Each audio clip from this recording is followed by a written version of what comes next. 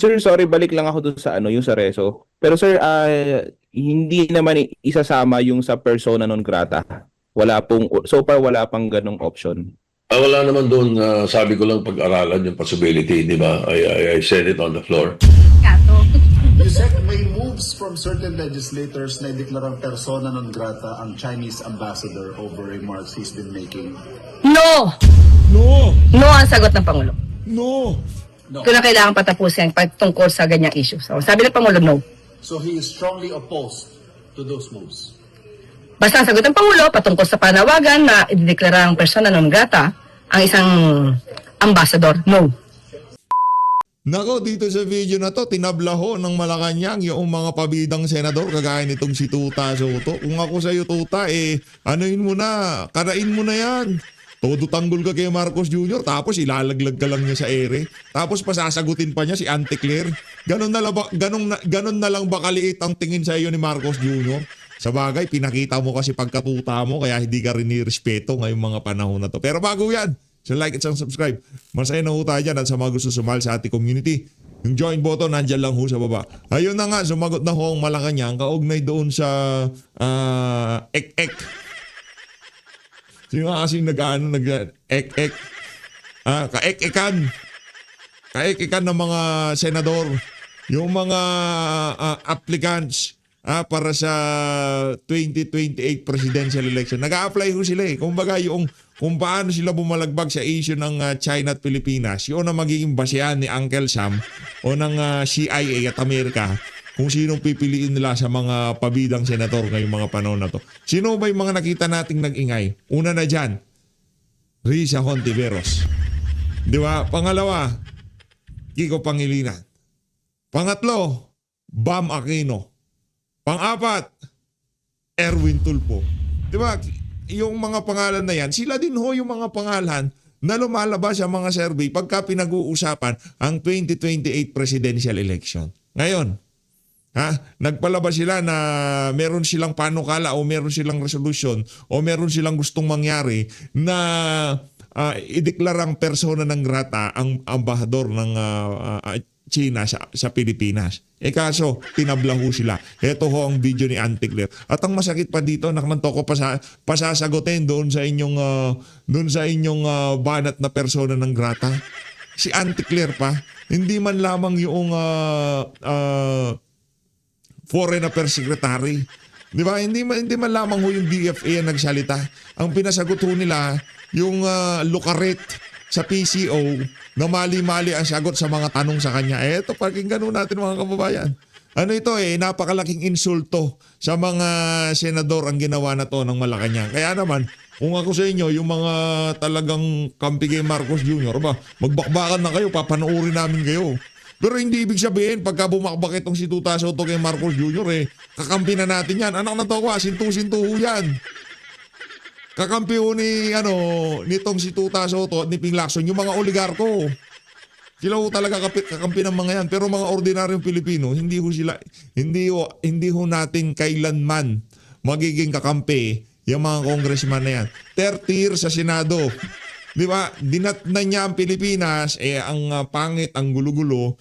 Sa tingin natin, bago iwan nito tao na to, makikita niya na mas worse ang Pilipinas na dinatnan niya sa pagpasok niya sa politika. Pagka lalabas na siya, talagang makikita ho niya ang kaibahan. Talagang lalong lumala. Anong ibig sabihin nun? Wala kang na-contribute sa sambayan ng Pilipino. Naging pabigat ka lamang. Di ba? Kaya Auntie Claire ho tayo. Yusek, may moves from certain legislators na ideklarang persona non grata ang Chinese ambassador over remarks he's been making. No! No ang sagot ng Pangulo. Kung na kailangan patapusin tungkol sa ganyang issue. So, sabi ng Pangulo, no. Malinaw yun, Tuta Soto ha. Hindi gusto ng presidente yung mga kabalbalay. hindi gusto ni Marcos Jr. Diba? Alam niya yung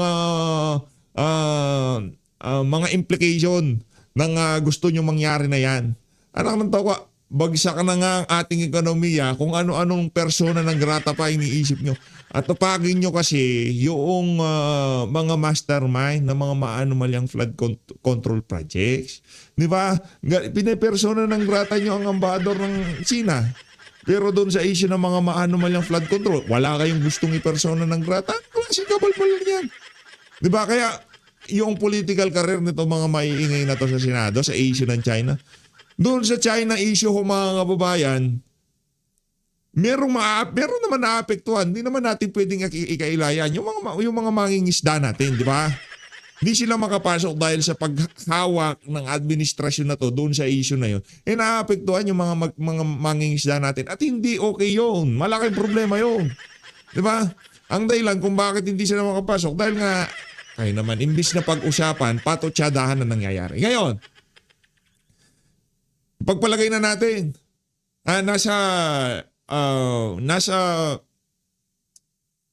ibigay na ho natin yung ika nga hardcore na halimbawa.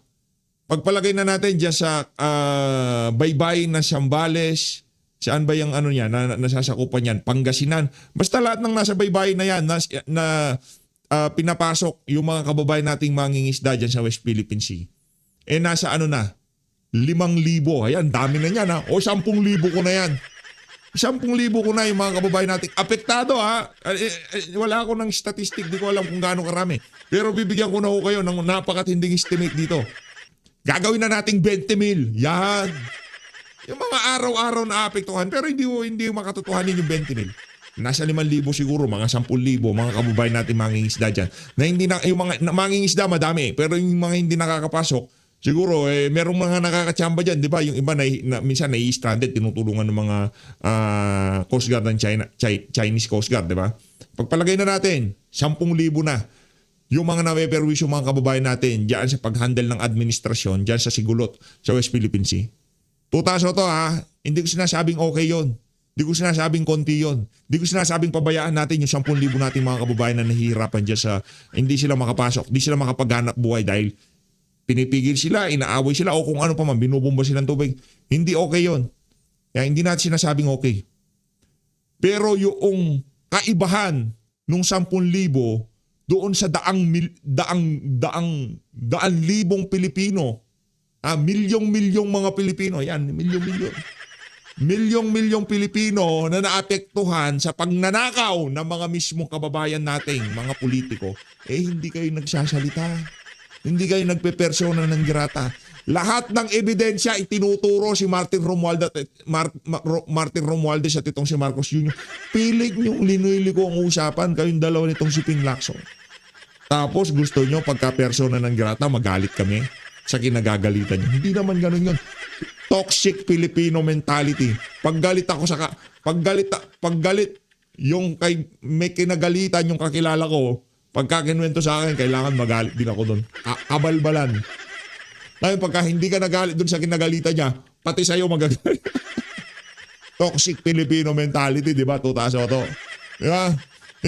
Ito yung sinasabi natin. Kung itong mama na to sinasabi niya, ilang generasyon bago natin maayos yung ginawa na yan ng Korte Suprema. Kailangan muna mag-retire lahat ng mga justices na yan. Ito, sasabihin ko sa'yo. Dito wala na tayong hihintayin. Isang botohan na lang. Tapos ang mga siraulo dyan sa Senado at Kongreso. Yan na sigurado. Dahil nakita na nasambayan ng Pilipino at hindi na kayo makakapanloko. Anak ng tokwa, namuti na lang ang buhok mo. Puro kabalbalan pa rin ginagawa mo. Tutaso to. Eto, ulitin natin. Yusek, may moves from certain legislators na deklarang persona non grata ang Chinese ambassador over remarks he's been making. No! No! No ang sagot ng Pangulo. No! Kung na kailangan patapusin tungkol sa ganyang issue. So, sabi ng Pangulo, no.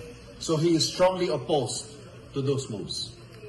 Basta ang sagot ng Pangulo patungkol sa panawagan na ideklara ang persona non grata ang isang ambassador, no.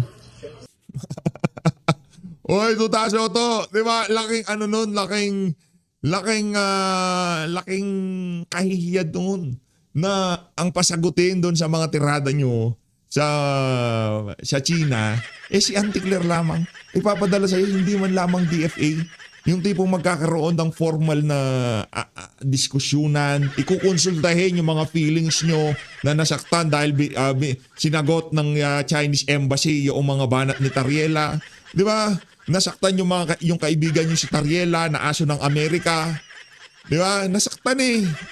Kaya itong si Kiko Pangilinan, Risa Hontiveros, talagang damdamin nila parang todo tanggol sila kay J. Tariela. Pero mga kababayan, kahit bangag ang presidente natin, kung sakali sa bansang China, pinakita yung sumisinghot siya ng pulburon, pati tayo, kahit pa paano, makakaramdam tayo ng lungkot. Yung ginawa ni Tariela doon sa presidente nila, yun ang ayaw nating gawin sa presidente natin kahit na bangag.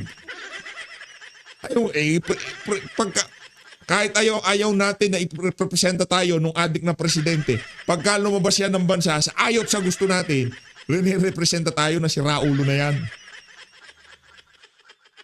Di ba? Paano ba naman, kung matino ba naman yan, ganito lang kasimple, kung hindi si Raulo si Marcos Jr., kaharap mo na, sinabihan mo, ilang bahay sa Forbes Park, gaano karaming kabyang, hindi mo pa ipakulong, alam mo na palang may ginagawang kalokohan yung dalawang nasa harap mo na yan.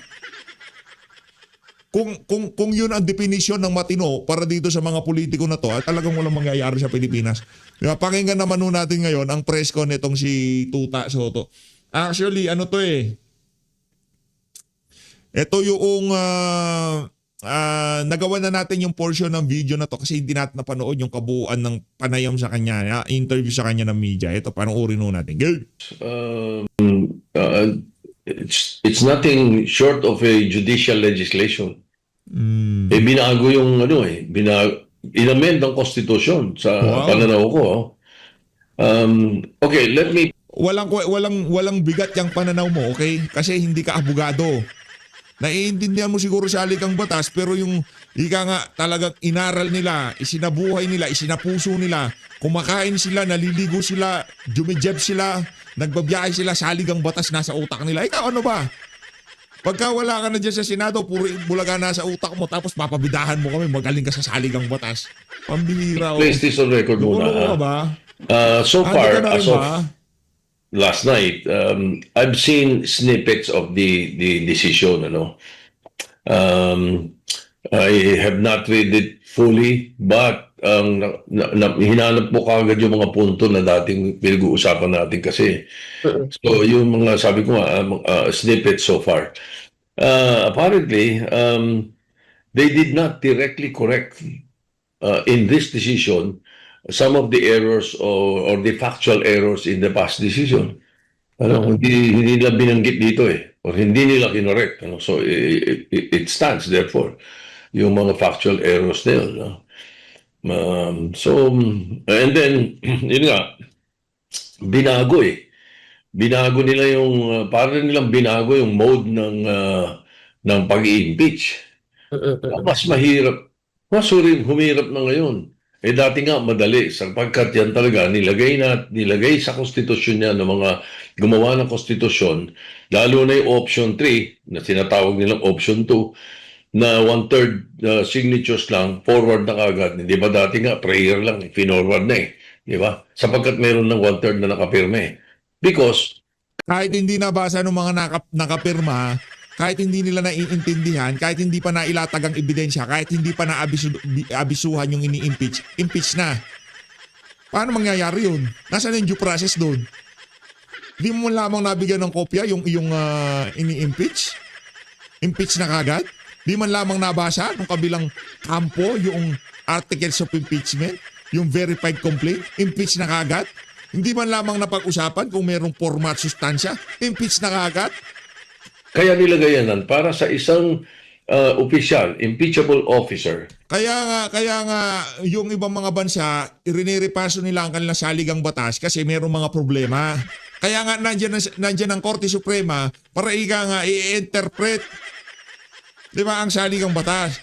Kaya nga nandiyan kayo para sundin nyo kung ano man ang sinabi ng Korte Suprema. Sa bagay, di ka naman pala abogado, ba susunod ka? Kontra lang ng kontra. Na hindi ginagawa ang trabaho niya o merong maling ginagawa sa trabaho niya o nakakaperwisyo sa bansa, nakakaperwisyo sa ginagawa niya para sa tao, ay pwedeng madaling alisin. Hindi pwedeng magtagal.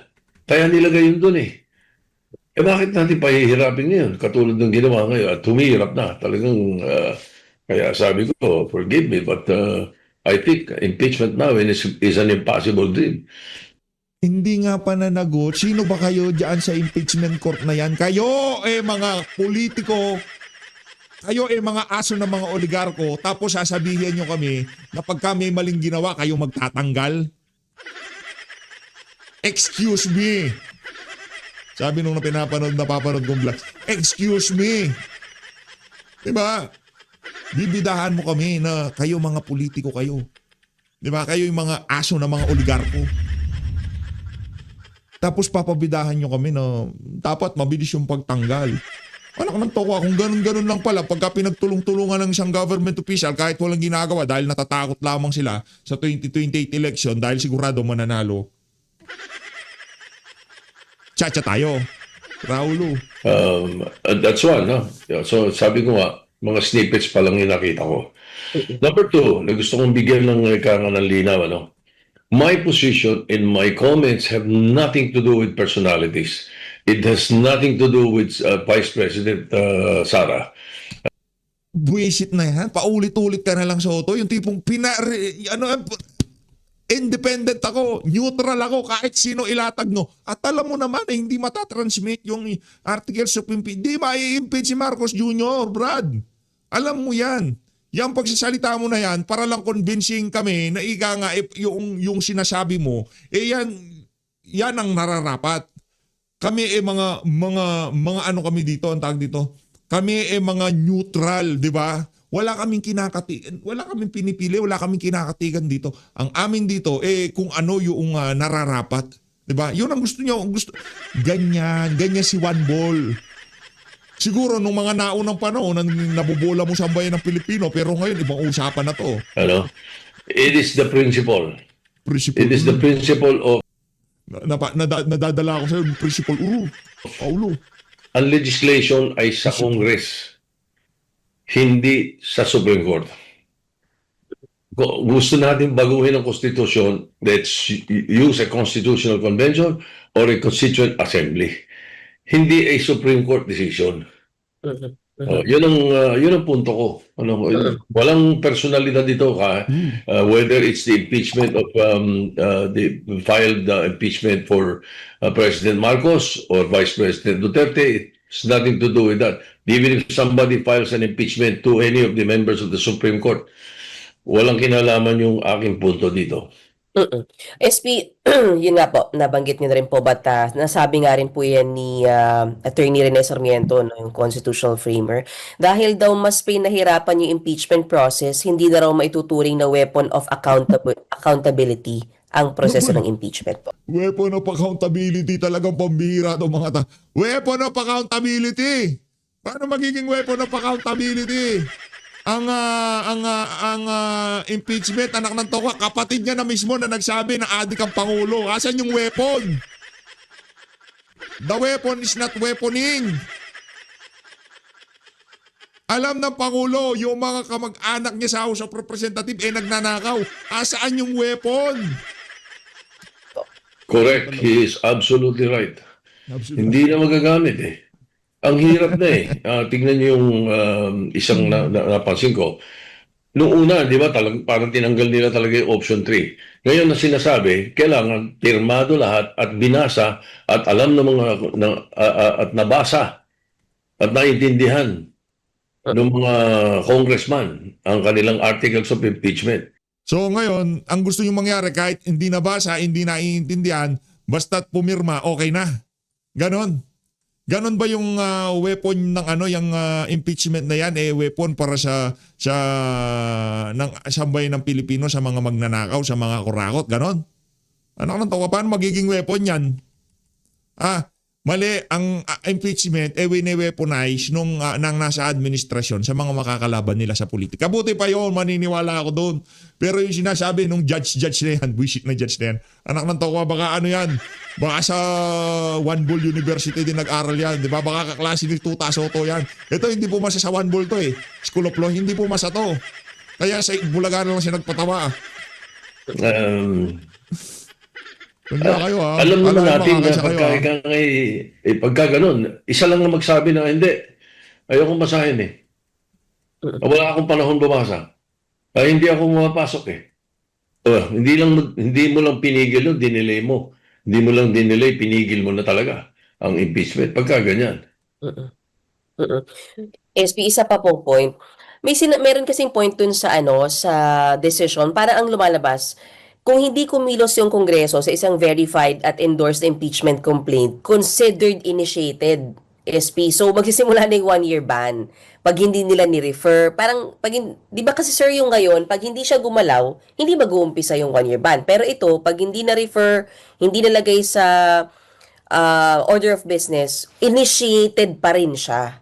Considered initiated. So magsisimula na agad yung 1-year ban. Yun nga eh, ganun yung, yun ang pagpapahirap niyan. Kaya kahit sino magpadala ng kahit anong walang basurang impeachment, hindi na magagalaw yung impeachment because of that.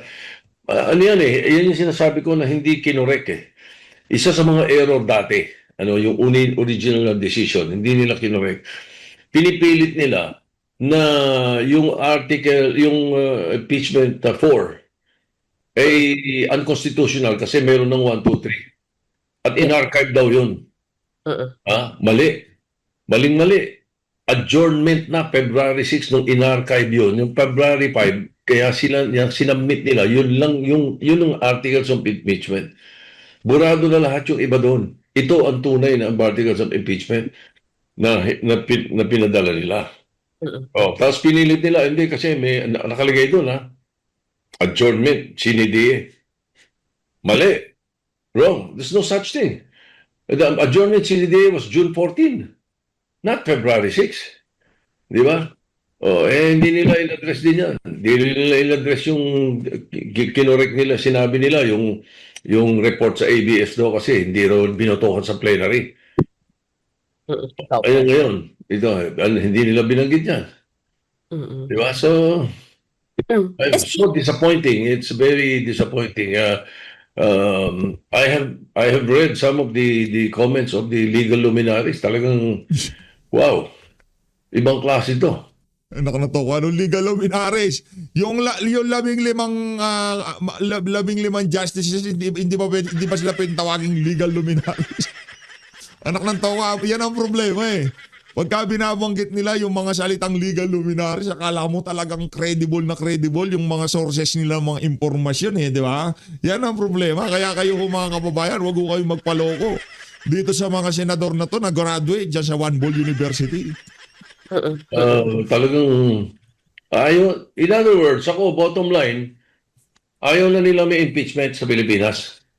Yan ang itsura nito. Hindi totoo yan. Kung ka-impeach talaga, para saan ba impeachment? Hanggang sa ngayong mga panahon na to, base sa ating nakikita sa lahat ng nag-impeachment na nagdaan, ano ho talaga ang driving force politika hindi man hustisya. Sa totoo lang kasi sinubukan ho natin silipin yung mga nagdang mula doon kay Corona, Chief Justice na na-impeach ho yan mga kababayan. Ang motivasyon dyan, politika. Dahil nga naman dun sa ruling ng Korte Suprema, kaugnay dun sa mga ari-arihan ng mga Aquino, doon sa Hacienda Luisita. Diba? Ang kay ERAP, pagpalagay na natin na politika din. Diba? Kasi nagkalitaw-litaw, wala namang palang laman yung envelope. Malimit na ano yan, yung yung impeachment na yan, puro politika. Ngayon para doon sa hustisya, para ika nga mapanagot yung mga magnanakaw, wala pa ho tayong nakitang magnanakaw na napanagot dyan sa impeachment na yan. Wala. Yung kay Corona, ano nangyari? Inakwit siya ng Korte Suprema. Inakwit ho siya doon sa mga kasong ipinal sa kanya pagkatapos niyang na-impeach. Partida na-impeach niya sa Senado Pero absuelto ho siya doon sa mga kasong isinampa sa kanya pagkatapos ng impeachment. Nakwita daw si Renato Corona. Ganon katindi yun. Ngayon, i-impeach si BP Sara pag hindi siya nakatakbo, lumipas ang napakatagal ng panahon, pinarusahan natin o kung ano pa man ang inakusa sa kanya, maya-maya, acquitted siya. Yung serbisyo sana na dapat ini-enjoy na sambay ng Pilipino galing dito sa alin na to, hindi nila may enjoy dahil doon sa mga siraulong senador at congressman na tinanggal siya sa usapin ng politika dahil galit sila sa kanya. Tama mali? Puta naman. Kung ako tatay mo kung ako tatay mo, buhay pa ako, alimbawa ako tatay nitong si Tuta Soto, anak ng to, padyak at bato kang aabutan sa akin yan. Kunyari, ako tatay niya, Papasok pa lang siya sa bahay, padyak at batok ang aabutin sa akin niya. Anak ng toko, ang yaman mo na, ano pag ginagawa mo, walang hiya ka. Nanalo ka na't lahat-lahat, binoto ka na namang sambahin ng Pilipino. Pagpapakaaso pa rin sa mga oligarko ginagawa mo. Bata ka, tadyak ang aabot. Kung ako tatay, hindi naman ako tatay. Yun lang. Yun lang. Yun ang ika nga ano natin dito. Ano natin, kumbaga hindi mangyayari na. Hindi naman tayo anak eh. Pero ano na ho yan, kumbaga mga kababayan natin na nakita na nila ang karakas nitong si Juan Bull. Itong decision na ginawa ng Supreme Court. Si one last ako dito sa point ng SP, one last impeachment point to. Kung judicial overreach ang ginawa ng SC, pwede po bang i-insist ng Congress yung rules nyo pa rin on how to do impeachment before? Subukan nila. Subukan nila. Hindi. What we can do is meet with them. Subukan nila. Sige, subukan nyo. Subukan nyo. Yung sinasabi ng reporter gawin nyo. Tingnan natin kung saan kayo pupulutin. I mean, Congress, House of Representatives. Yeah. Ibigay ko po sa iba yung iba pang issue ng impeachment. Pupunta lang ako, sir, doon sa committee chairmanship, yung papalitan po si Sen. Aimee doon sa Committee on Foreign Relations. May we know if this has something to do with not signing yung resolution condemning po yung naging acts ng Chinese Embassy? No, I don't think so. When the majority met, the thinking is that a major committee like foreign relations should be chaired by a member of the majority. Nung una, hindi naman namin ginalaw yun. Originally na kay Senator Amy Marcos yun. Hinayaan namin, thinking that later on, pwede naman pwede naman kami magkasama-sama. But apparently, things didn't work out that way. At mayroong mga importanteng mga treaties at saka agreements na nakapending doon na malaki ang concern ng mga members of majority. So, we discussed it and we decided that we should give it to a member of the majority. Originally, tamang-tama, nung una kami nag-uusap-usap pa lang nung September. Even August before September, nag-uusap-usap kami. Si Senator Erwin Tulfo was already very interested in that. Hindi lang namin ginalaw muna kay Senator. Hindi. Si Erwin Tulfo ay napaka-passionate nung sinasabi niyang get the, di ba, yung out of the Philippines, yung pinapalayas niya yung embahador ng China. Kaya yun yung ika nga. Siguro tinawagan ka ng mga boss mong oligarko. Pwede yan. Lagay mo sa foreign na yan. Committee on Foreign Relations. Diba? Magaling magpakaso sa mga Amerikano. Marcos thinking that she might opt to jive with the majority as far as issue of foreign relations is concerned. So, ganun ang naging thinking. So, Pangit ng thinking. we asked Senator Zubiri to inform Senator Aimee about it. Was there an expectation or hopes na pupunta kasi ng majority si Sen. Aimee kaya hinayaan niyo munang magtagal sa kanya yung Committee on Foreign Relations? Yes. Kasi ako naman, ang leadership naman namin, as far as we're concerned, always independent Senate. Kaya hindi kami pro-administration, hindi kami anti-administration. Hindi daw sila pro-administration. Kasama nyo nga dyan, sinabi na na-addict ang kapatid nyo. Di pa kayo bumabanat. Partida, sa lagay na yan, di pa kayo pro-administration. Paano na lang pag nag-pro-administration pa kayo, mga walang Yun, kayo. ganun ang aking pananaw at ganun naman ang sinusundan ng kaisipan ng karamihan ng mga kasama namin sa majority. We are cooperative but critical if necessary. At nakikita naman sa mga kilos namin. I mean, SP, may usap before with Sen. Aimee na possible siyang lumipat ng majority block? May ganun ba? Walang official na ganun, pero siguro meron pabiro every now and then pagka nagkikita kami sa lounge. But there was... The same with Senator Bongo and Senator Robin Padilla. Di ba?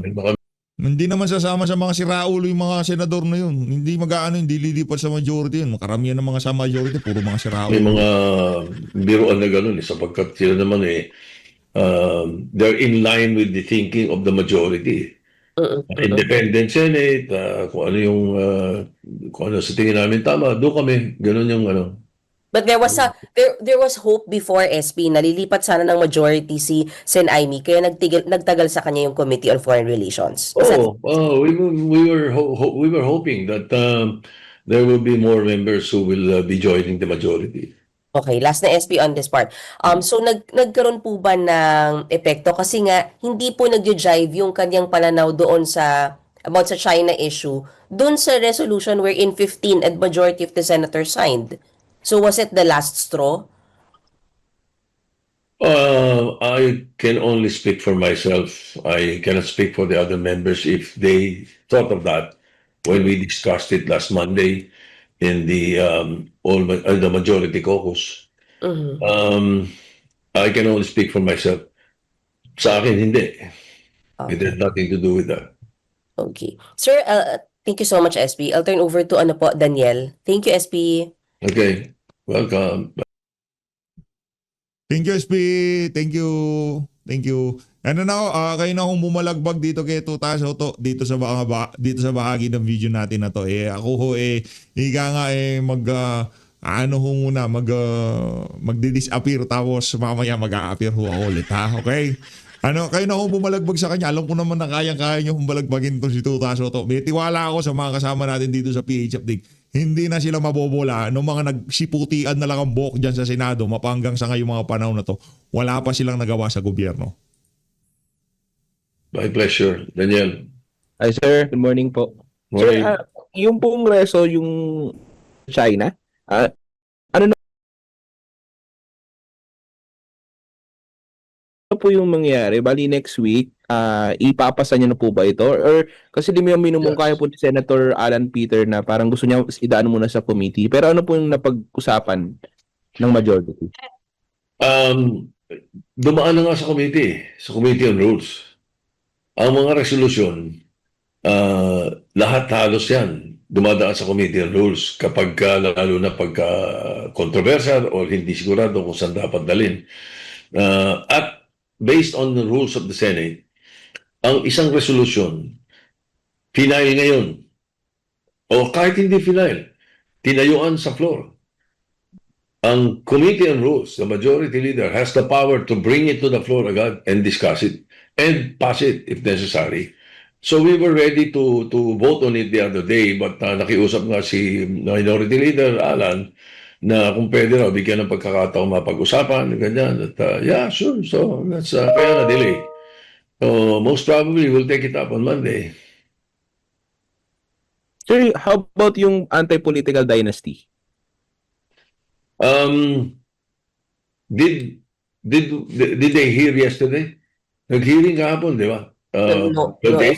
Sir, Sa Wednesday pa po, SP. Sa Wednesday. Next week pa? Yes, SP. Oh, I see. I thought it was the 28th.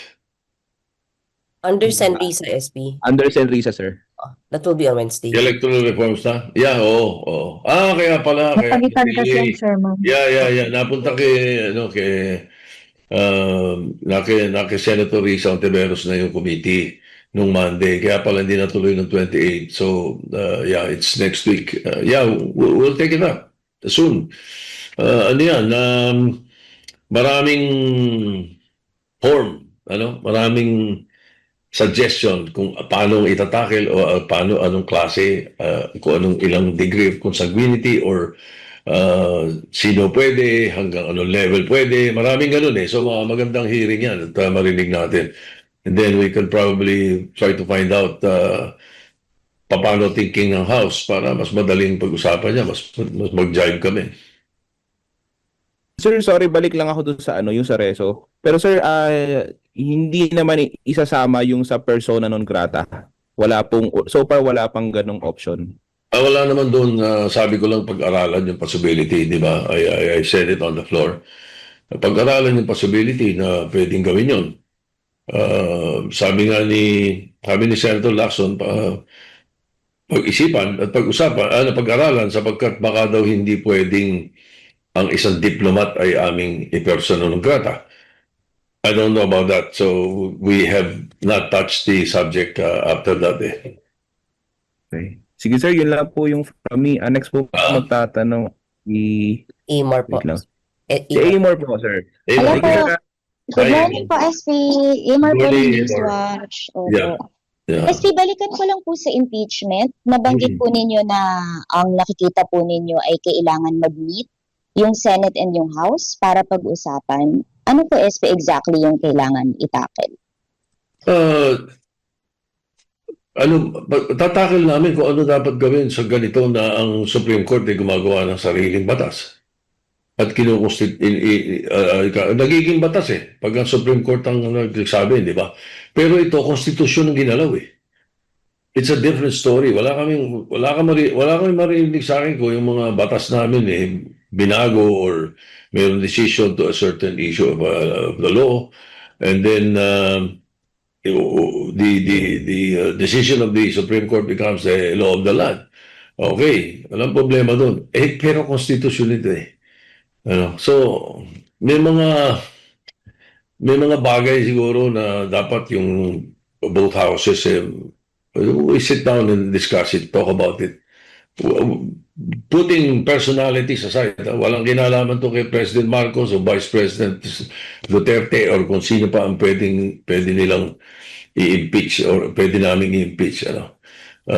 Kasi ang mga impeachable officers, yung ombudsman, yung Supreme Court Justices, diba? Yung sino pa ba tapos the President and the Vice President. Kasi, like for example, ngayon, pag-usapan din namin, binago na rin ng Supreme Court ang ibig sabihin ng calendar days. Nabasa niyo ba yung, Yes po, SP. Hindi daw siya yung session days. Ito daw sa session days, yung calendar days. Alam namin kung ano ang calendar days, anong session days Di ba? Itong hindi ko maintindihan ewan ko kasi siguro hindi nila ginagawa, Ang Congress o ang Senate, nag-meeting kami ng Monday, February 2. Okay? Nag-session kami. Sinuspend namin until kinabukasan. Di ba? Ongoing pa rin yun. Yung session na yun, ongoing pa rin yun. Lahat ng sumagot ng roll call doon, ando doon. Supposed to be nando doon. Ngayon, ang calendar days ng kalendaryo. Di ba ganun kasi nila usapan? So, ang Congress, noong pinasa nila noong December yung articles of impeachment, hindi mo pwedeng bilangin yung sinasabi nila mga araw kasi nakasuspend sila. Nag-suspend sila, wala silang roll call. O pagkatapos, anong kasunod? Ang kasunod, tatawagin adjournment CDA yung break. Di ba? Kaya daw, archive na raw lahat yun sapagkat ang nina-archive namin pag end ng regular Congress. Like for example, now is the first regular Congress of the first regular session of the 20th Congress. Ang adjournment CDA niyan sa June. Kahit anong break ang gawin namin, hindi yan adjournment CDA yan sa June. Yun yung adjournment CDA. Hindi yung pag nag-break kami, adjournment na yun, hindi. Ang linaw nun alam naman ng mga, sabi ko, first year law student, alam yun Opo, SP, sabi niyo, first year law student, alam mo yun. Pero yung justices, paano yun? They were not informed? Or they're not knowledgeable of those processes sa Congress, sa Senate and House? I don't think I can answer that question. The only way my thinking would be they have a different agenda. It's not a different thinking or what. Ibang tumbok nila, iba ang focus nila. Siguro. Kaya ganun ang nangyari. Or hindi nila pinansin yun. Or hindi nila gawa. Dahil baka ibang style sa sa Supreme Court eh. Baka pag nag-meeting sila, nag-unbank sila, tapos tumigil sila, ano na yun, adjourn na sa kanila yun. Wala sila nung suspend until tomorrow o suspend until next week. Wala silang ganun siguro. Kaya ganun ang pananaw nila. Well, I hope so. Para mali sana yung iniisip na baka may agenda. And then, SP, yung na-mention po ninyo about pagpapalit ng constitution, paano po para malinaw yung impeachment rules? Siguro, oo, hindi lang yun. Baka madamay na yung economy pagka ganyan. At saka siguro merong isang provision sa Constitution na nagbibigay ng power sa Supreme Court na i-review lahat eh. The exact wordings escape me now, but let me look into that. I'll give you perspective. So, sir, correct to say po ba na after what happened, kayo po, you will push for the constitutional change to clarify these matters, and also you mentioned other issues dun sa meeting sa House. I will not push, I will support. Sapagkat kung ang Supreme Court pwedeng galawin ng Constitution, abay dapat galawin na namin sapat kami ang empowered to do so. Di ba? Yun ang punto ko. SP, lipat lang po ako dun sa pagpapalit po ng Foreign Relations Committee Chairmanship. On Monday po ba ito gagawin, SP, officially? Yeah, we started last week, di ba, yung electoral reforms, inelect na namin si Risa. And then,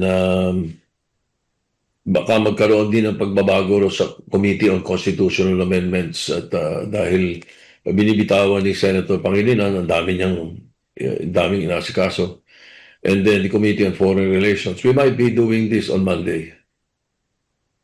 Nakausap niyo na po ba, SP, si Senator Amy about this or any member of the leadership? Yeah, si Senator Vic Subiri informed us that he already talked to Senator Amy about it. And may we know if meron po bang naging negotiations pa, SP, between the leadership and Senator Amy? Wala, I think Senator Subiri, it's better that you talk to him. Senator Subiri, siya kausap eh. Kasi ang kwento lang niya, hearsay ako. Sabi niya, nung sinabi niya na pwedeng may open yung constitutional amendments, baka yun ang gusto niya. Hindi raw siya interesado ron. So, ni-reject po for now ni Senator Amy yung consi amendments? Better ask Senator Subiri because as of now, sa akin, hearsay yun. Alright. Thank you po, SP. Next po sa akin Okay. si Ate Nimpa. Thank you, sir. Alright, Nimpa. Good morning, sir. Ay, good morning. Opo. Sir, yung Consti Amendments, bakit po i-offer kay Senator Amy? Sir, Eh, kasi- anti-chat po si Senator Amy. Hindi binibitawan kasi ni Senator Pangilinan eh. Hmm. Binibitawan niya. Yun ang open. So, if Pero sir, Senator Amy does not accept it or is not interested, probably we will have to retain it with Senator Pangilinan or unless there is another member who wishes to handle the committee. Pero sir, kung i-consider po ang chat hindi siya sir makakatulong kasi di ba anti-chat po si Senator Amy. So it will not move kung magkaroon ng ganong move. Di mabuti na naayon na. Initiative. Opo. Diba? Opo. Pero sir, yung Chacha, hindi siya kasama sa LEDAC, hindi po siya napapag-usapan Hindi napapag-usapan eh. And hindi rin namin napapag-usapan pa itong Supreme Court decision na to eh. Ang tagal eh. Ang tagal, na-dribble yan, di ba, July? Hanggang ngayon eh. Hanggang January 2026 na eh. So, hindi namin napapag-usapan yan eh. Kahit sa ni mention sa LEDAC, hindi namin mention yan eh.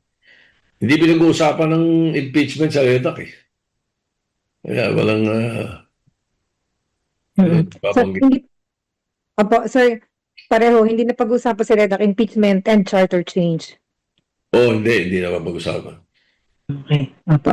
And then sir, nakausap niyo po ba si Presidente kahapon tungkol doon sa appointment, sir, ng yung acting capacity po ng 8 cabinet members, and ano po Hindi. kayang sinabi, sir? Hindi ko na binanggit sa kanya kasi napakaraming bisita. Nag-usap lang kami, the usual chit-chat lang, the kamustahan, and that the EDCOM is the EDCOM 2 will be boosting our resolve to to upend the to bring up the education system sa atin with the 1.3 trillion na budget.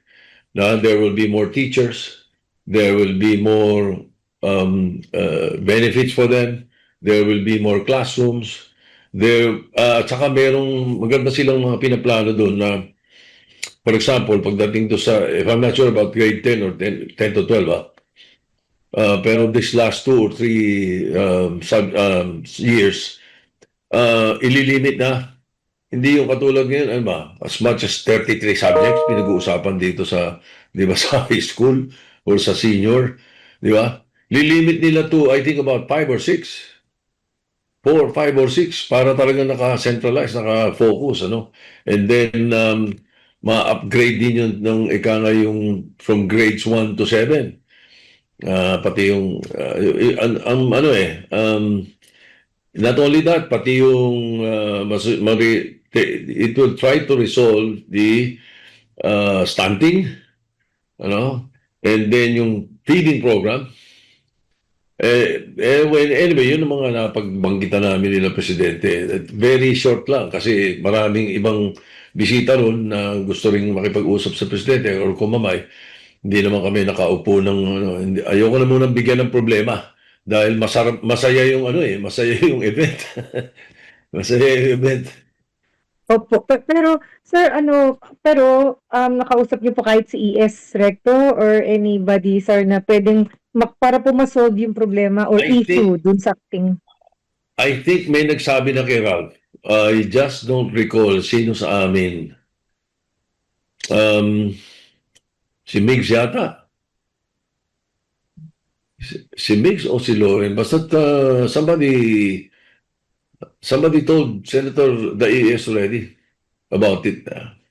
Opo, pero sir, ano lang po ulit yung danger or repercussions na lahat po sila nasa acting capacity, sir? 8 po yun, Executive Secretary, DPWH, ang dami, sir. Ang ibig sabihin nun, kapag acting capacity, they are not in full power. Ika nga hindi, may mga bagay na hindi sila pwedeng gawin. Hindi sila pwedeng mag-appoint. Hindi sila pwedeng maggalaw ng funding for something ganito. Parang ganun Hindi, it's unlike an interim. An interim appointee is a full-blown secretary. Lahat ng powers at lahat ng pwedeng gawin ng secretary, pwede, ng cabinet member, pwede niya gawin. Ang acting capacity, hindi may mga bagay na hindi niya pwedeng gawin. I just cannot name it one by one. Pero ganun yung pagkakaalam ko noon. Kaya nga sa commission appointments, as much as possible, pag acting capacity ka, isubmit ka na kagad sa commission appointments para makakilos ka ng tama lahat at legal lahat, official lahat ang kilos mo. Pag acting capacity, parang unofficial ang marami sa mga kilos mo.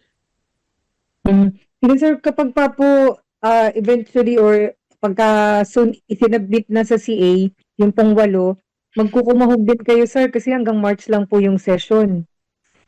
Hanggang March 17. Lahat ng hindi mapasa by March 17, bypassed. Pero in the case of Secretary Lotilla, hindi na pwedeng i-bypass yun. Kailangan i-reject namin or i-approve namin. Kasi pangatlo niya yun. Yun ang rule sa CA. Mayroon kaming 3-strike rule. Hindi pwede ang 3 bypass. Kasi nangyari nung araw yan, panahon ng ibang presidente. bypass ng bypass, forever bypass. Forever bypass, forever naman ina-appoint. At saka, kaya ano kaya ginawa namin yung rule na yun. Mm. Pero isa na lang po dito. Pero would you say na constitutional issue po ito, yung non-submission to the CA po ng appointment or nomination ng mga cabinet members? Oo, nasa konstitusyon po yun. I mean constitutional issue na siya ngayon. Hindi pa na. Hindi naman, not at this point unless hindi sila i-appoint. Pero baka naman nag-iintay lang sila ng break at saka sila i-appoint para maging ad interim. I don't know. It's the prerogative of the executive department.